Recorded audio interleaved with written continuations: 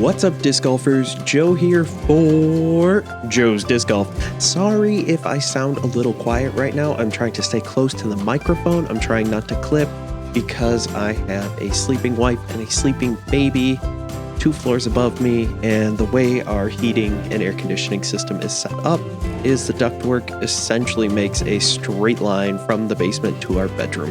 So if I sound a little quiet, it is on purpose. That is because rule number one well, maybe it's not rule number one. One of the most important rules with having a child, besides, feeding, loving, changing, caring for them, never, ever, ever wake a sleeping baby. If you've never had to experience something like that, well, count yourself lucky, mister. Because, well, yeah, exactly. So, a lot of things have happened in the last week here, so yeah, tons to catch up on. Trying to be quiet at the same time, so trying not to get too animated, too excited.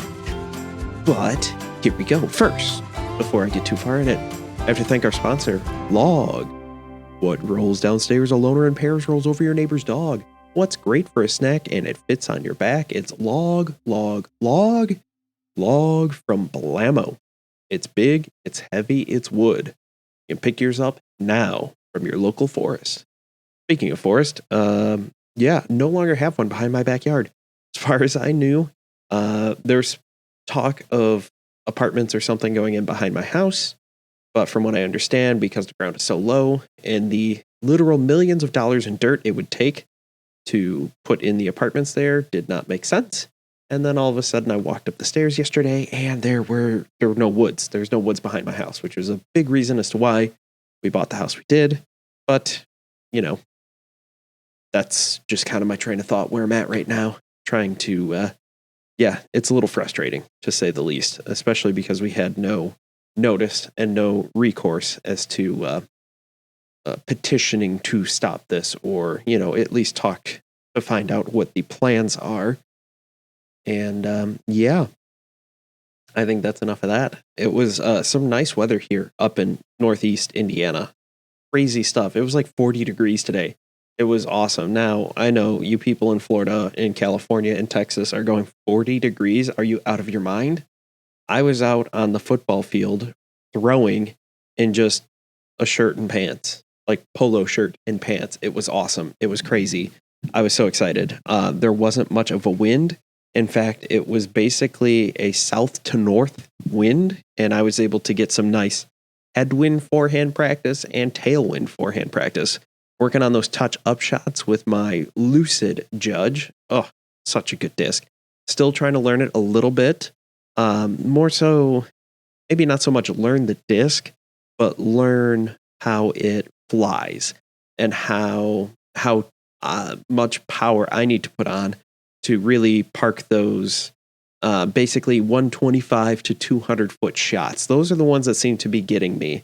And getting some headwind practice, it was really nice to understand like how much touch I really needed to make it go there, how much effort. And then same thing with throwing back, just trying to see that. That's kind of where I was at with that. That was a lot of fun. Throwing the Harp. I've been throwing the Harp. I, wasn't big into disc golf and following disc golf as closely as I am now. So when Ricky was throwing the crap out of the Harp with Latitude 64, I was playing disc golf, but the only pro scene I really knew about and cared about was my local pro scene and hanging out with those guys.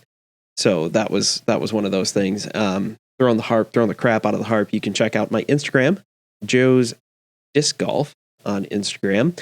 I posted a nice little picture. I used to throw the Slammer a ton, but Dynamic Discs decided in their infinite wisdom that they would no longer be producing it. It went out of production. I mean, they could bring it back at any time. Who knows? Maybe Ricky's going to want some kind of cross between the pig and the Harp. The one thing that I've noticed with the Slammer is, one, the Harp is definitely a good replacement, but not totally the same. The Slammer was a 1 speed slower and 1 speed less glide, and it definitely shows. I can definitely put more on it and it won't go. nearly as far, or it takes more effort to get it that far, which is, it is what it is. It's pretty cool. So I was throwing that, took some nice pictures of my harp and my slammer. You could, again, check those out on Instagram, Joe's Disc Golf. You can also check it out on Twitter at Joe's Disc Golf, because, why not? Why not? Also, it's not posted. I'm thinking about getting a feed on there. I don't know. Anybody wants to look at my Instagram stuff or my Twitter stuff, you're not going to go to joesdiscgolf.com. You're going to go to joesdiscgolf.com to find out all your latest disc golf news, reviews, and player contracts. Because we've got some big news here that has happened since last week. I mean, we still have, let's go over the one outstanding disc golfer that is still not signed. I mean, I have my pick of where I want to play, but no, it's Catrina Allen. Catrina Allen, at this moment of recording, on January 13th at 9:34 p.m. Eastern Standard Time, we are not sure where Catrina Allen will end up. There's a lot of speculation where she could go. It has been confirmed on Understable Minds, the Dynamic Discs podcast, that Eric McCabe has stated Catrina Allen will not end up at one of the trilogy companies. That makes a lot of sense. They went all out on their announcement for Kona, and there's no way they would do that and then sign Catrina, she's ranked higher. She's a better player. She's far more experienced than Kona. Not saying Kona can't get to that level. I believe that she has the talent to get to that level. And when she figures out her putter, she is really going to be dangerous, because her drives are great. Her upshots are great. Her putting, when it's on, it is on. The problem is it's never on. And I'm just hoping that at some point she will figure that out. So big news there. Maybe not big news. Catrina Allen still has not landed anywhere. And I don't know where she's going to end up. Could be Innova. They've took some hits. Yes, the roster's pretty deep, but for the most part, they've taken some lumps right here. They've given up a lot of good players. We've had Haley King. She managed to find herself a new home. She is now hanging out with Innova. Sorry, Discraft. Wait, no. Sorry. I'm looking at the Chris Dickerson signing at the same time.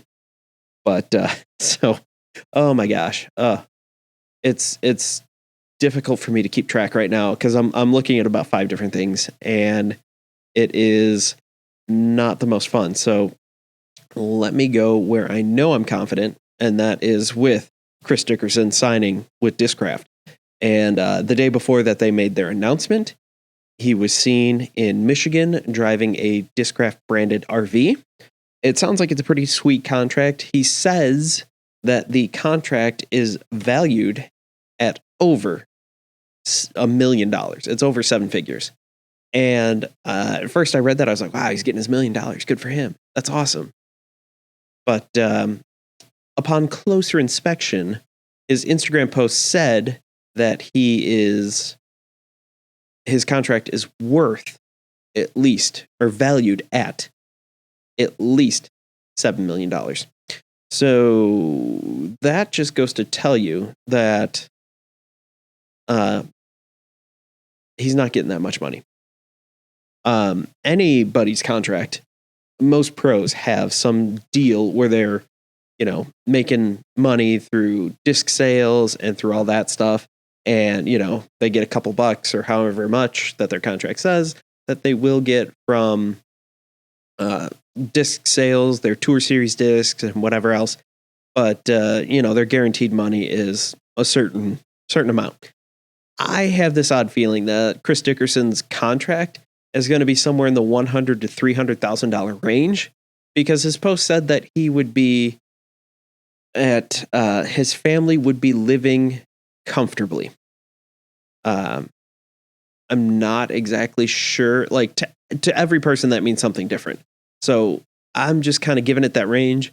I feel like if he was getting more than that, they would have announced some numbers, but they didn't. So that's kind of where I'm at there. It is a little speculation, but at the same time, That's what I think is going on there. But that's not a bad deal. They got him. Not only did they do that, they got him the RV. They're covering the costs of the RV. Oil changes, gas, all that, tournament entries. And I'm not saying that he's getting a bad deal. He's getting the buzz, which is an incredibly popular disc. So at that point, that's a pretty sweet deal. I was right. It is Haley King to Innova. She left Discraft. Sorry, it's been a day. Let me tell you there, buddy. It has been a day, and I'm just gonna vent a little bit here. I'm a little frustrated with this whole valued at whatever it is, because that's a load of crap. I'm sorry. This thing of saying your contract is valued at whatever, that started with the biggest one I can remember off the top of my head.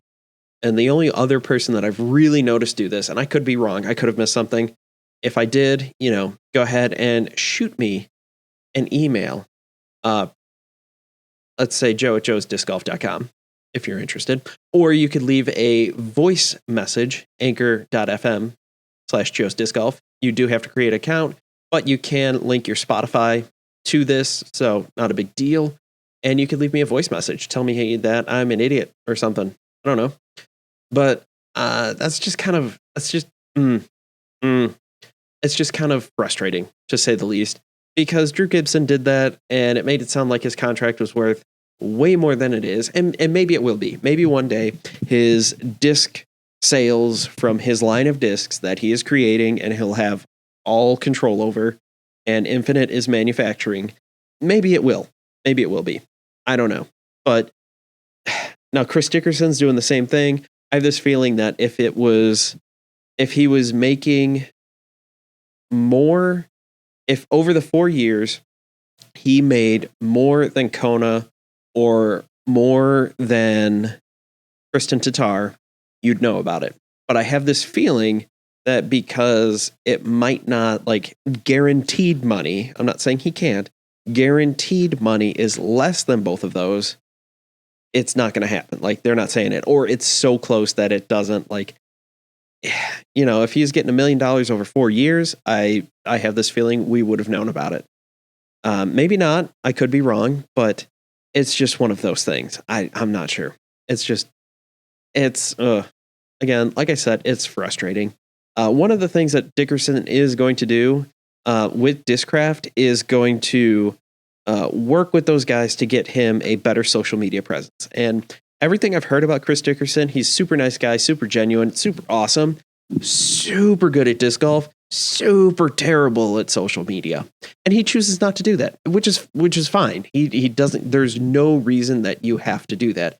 But I think if he wants to sell more buzzes, if he wants to sell whatever other disc they're going to put his name on, he's got to get a bigger social media presence. Even if it's just, posting every couple days and it's really, the Discraft social media intern posting for him, that's fine. That's get him out there, get him in front of the camera, have somebody, have him do a vlog style thing, once a week. Just get out there. I'm not saying he has to be Simon Lizotte on YouTube, but you get out there a little more, people get to know you more, you grow a bigger fan base, you're already a really good disc golfer, and it's only going to do wonders for you. It's great. He's trying to build the Chris Dickerson brand. There should be a logo coming out soon. At this time of recording, I have not seen one. There might be one out. I doubt it because he just announced just a couple days ago. It's just, yeah, it is what it is. And then we've got Haley King landing at Innova. That's a pretty solid get. She is going to be one of the top U.S. women on that team until Henna and Evelina come over and tour in the U.S. It sounds like they're going to tour for a bit, go back for the European, come back. They're not going to do a full tour schedule as far as I know, but I could be wrong. Things could change.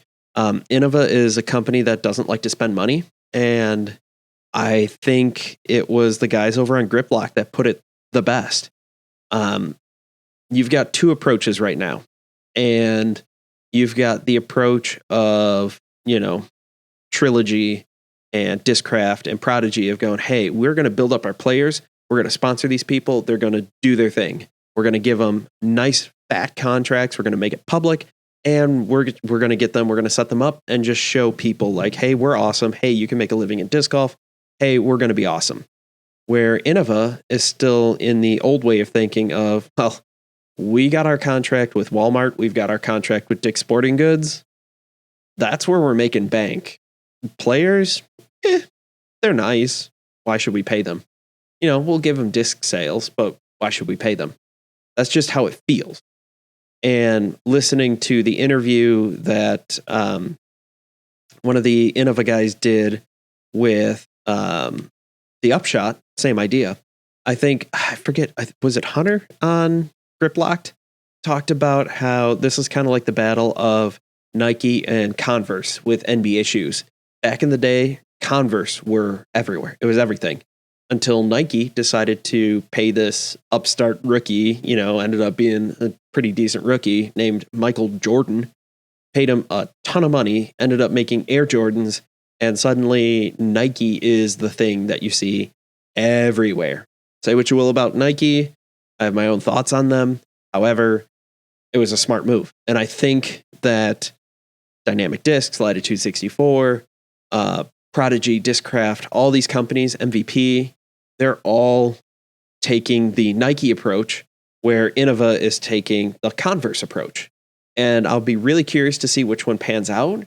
I mean, right now, tons and tons, they still have so many people. If you're going to start disc golfing, you're going to end up at Walmart or Dick's and buy discs. It's not going to be till you've been in the sport for a little while that you find out about Trilogy, Discraft. Maybe you'll see Discraft because maybe you played Ultimate Frisbee and you know about Discraft from that and, go from there. Or Prodigy or MVP or insert any other company. It isn't until you go through that where you start finding more. However, Dynamic Discs is getting more and more into the big box stores with their starter packs at the very least. You can very easily find them on Amazon. And I think that is going to serve them well, where in the next 5-ish years, you're going to start seeing less and less people caring about Innova because they don't have that nostalgia. Yes, I started out throwing in Innova, but I didn't really care. I went to the local disc golf shop when I moved here. Well, first I started to play it again. And I bought any disc that I thought would be good for me, where I didn't know anything. I didn't know jack crap about the flight numbers like I do now and how you can't compare them between companies. And played again, gently used, could have hit enough trees where it doesn't matter what the flight numbers say. It doesn't fly anything like it should. But that's neither here nor there. But there's a local disc golf shop that I used to go to, and they carried basically Trilogy and Innova, and that was about it. I won a Trilogy disc I won a Justice at a tournament, threw that a couple times, kind of fell in love with that, started looking more into Trilogy, really enjoyed that. It was a lot of fun. If you follow the other podcast that I co-host with, Ben is also one of the other guys that we started throwing a lot of Trilogy together. We host that is Half in the Bag. You can find us anywhere you find your podcast, Half in the Bag Disc Golf. There is another Half in the Bag podcast out there, but that one is just called Half in the Bag. We're Half in the Bag Disc Golf because, hey, it's a great name. And honestly, everybody does the In the Bag videos, and we were all drinking buddies when we all lived around here. So you know what? Half in the Bag fits pretty well. But I think you're going to find this lack of nostalgia for Innova in the next, 5-ish years. And then you're going to end up getting more people throwing other stuff, Dynamic Discs, maybe, or Discraft is going to grow. As more of these companies get into the big box stores, get bigger on Amazon, it's not going to matter anymore. What's really going to be interesting is whenever a big company comes in, say Under Armour decides to be the title sponsor for a handful of athletes. If in 2 years Under Armour cuts Paul Macbeth a $5 million check for 2 years or something like that, some crazy amount of money to play disc golf. that's when I think things are going to get real interesting, and you're going to see title sponsors like, Reebok and Under Armour and all those different companies, and the manufacturers are going to start to take a back seat. I'll be curious to see how that all turns out, and if any of them try to partner with Under Armour. Oh, excuse me. I think that would be, that'd be really interesting there. Yeah. That about does it for the updates here. Nothing else too crazy going on. We do have, this is 2022, and the Disc Golf Pro Tour has launched the Tour Card Pilot Program. Currently in the middle of writing up an article here, so look for that. Tomorrow, the 14th, or maybe Saturday. Hopefully, I get it up by about the time that this goes up. But who knows? This first year, they will offer 75 MPO and 25 FPO tour cards. Those are for the top players in MPO and FPO, the top 25. They will get guaranteed early access to registration, some health and wellness services, locker room facilities, dedicated player parking, private hospitality tent, and a whole bunch of other stuff. These tour cards are $760 for the year. It comes out to about $40 per event. No, you cannot buy one event at a time for the tour card. It's an all or nothing kind of deal. You don't get a refund if you don't show up. However, you do get early tournament registration with a full refund. So for whatever reason, sick, injured, something comes up, you can't make it, you'll get your full money back on whatever that tournament is. They will also add 10 MPO spots and 5 FPO spots from Europe. These are top-rated players with exemptions to get in.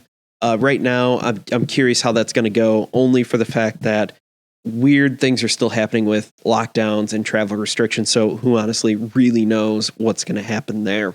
But going forward, it'll be an interesting thing. If you, excuse me again, if you do end up not qualifying, you can apply for an exemption to get the full tour card. One of the players that I thought of off the top of my head, who was not a top 25 FPO player, would be Macy Valadiaz. She played great at the tournaments that she was in. However, she did not do a full touring schedule, so I think she's somewhere in the 30s. She's an obvious one that could qualify for an exemption. You just have to send an email in. There's specific requirements for that, but this is all for pro stuff. What I think is cool is, like I said, early tournament registration with full refunds, parking areas that are exclusive for the players, an athletics performance zone with warm-up and cool-down guidance and equipment, massage and chiropractic services at some of the events, telehealth services for medical and physical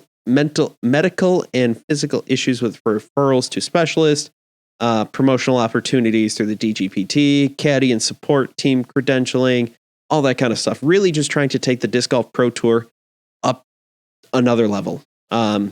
You can apply to get these extra things, like if someone who is just going to travel, if it's a local pro who's only going to travel in the region, maybe you're going to hit up like Ledgestone, D-Glow, and Idlewild. You can pay $50 for just each event individually to get access to all that stuff, which is pretty cool. It's pretty sweet to see that. There are a whole bunch of people who have already registered for this. Excuse me again. Man, it is tiring having children, let me tell you. At this time, there are 82 MPO ones given out and 37 FPO tour cards given out.